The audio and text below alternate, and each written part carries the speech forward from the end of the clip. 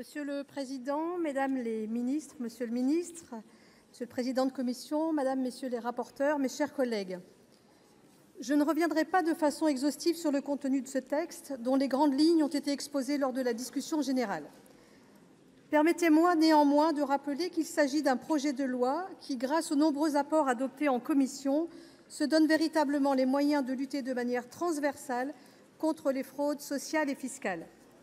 Détection, sanctions, recouvrement, l'ensemble de ces volets se trouve renforcé.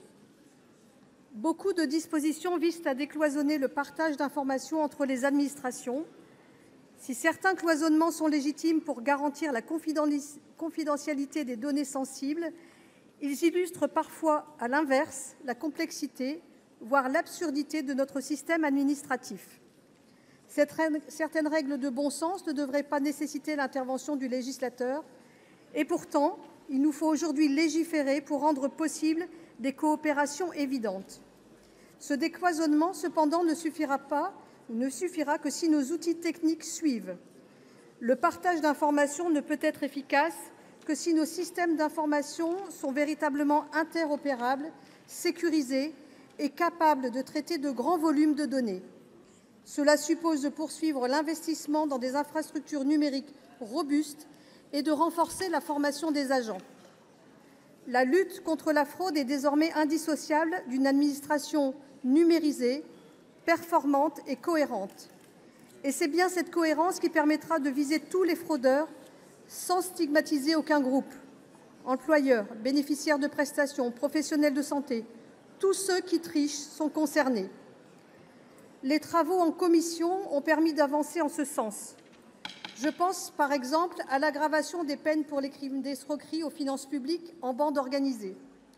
Je peux également citer l'extension de l'accès au répertoire national commun de la protection sociale aux services préfectoraux, indispensable au regard du rôle qu'ils jouent dans la vérification des demandes de titres ou de prestations.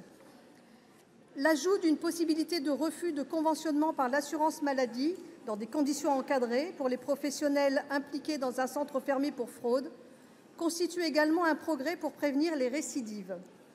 Enfin, l'élargissement des échanges d'informations à l'ensemble des prestations sociales départementales et non plus aux seules aides liées à l'autonomie était nécessaire. Les départements versent différentes aides et les risques de fraude y sont réels. Nous soutiendrons donc l'intégralité de ces mesures. Il faut le rappeler, ce projet de loi n'offre pas de moyens humains supplémentaires. Ce n'est d'ailleurs pas son objet. Les ressources nécessaires devront être appréciées lors de l'examen des textes budgétaires. Nous espérons toutefois qu'il permettra d'améliorer considérablement le montant des 600 millions d'euros recouvrés en 2023 sur les près de 13 milliards estimés. Au cours de nos travaux, de nombreux témoignages m'ont été rapportés, professionnels de santé, agents des CAF ou simples citoyens. Certains décrivaient des fraudes manifestes qu'il faut sanctionner, d'autres décrivaient des situations perçues comme abusives, mais qui ne relèvent pas de la fraude. D'où cette question essentielle. Si toute fraude est un abus, tout abus est-il pourtant une fraude?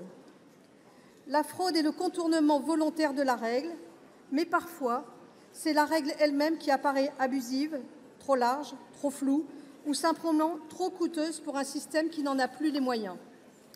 Permettez-moi de rappeler un poncif. Renforcer la lutte contre la fraude ne doit jamais conduire à ajouter des obstacles devant les usagers et les professionnels de bonne foi. L'efficacité n'est pas l'ennemi de la simplicité, bien au contraire. Ce que nos citoyens ressentent comme une injustice respecte parfois strictement le droit. Dans ce cas, ce sont les règles qu'il faut revoir. Quand les règles paraissent injustes ou mettent trop lourdement à contribution notre budget social, c'est tout l'édifice qui s'affaiblit. Et cet édifice, c'est celui qui accompagne chaque Français dans les moments difficiles. Nous devons en assurer la solidité. Si ce texte renforce la lutte contre les fraudeurs, il ne peut à lui seul corriger les règles qui alimentent un sentiment d'abus. C'est pourquoi nous attendons avec intérêt le débat sur le PLFSS qui s'ouvrira dès demain.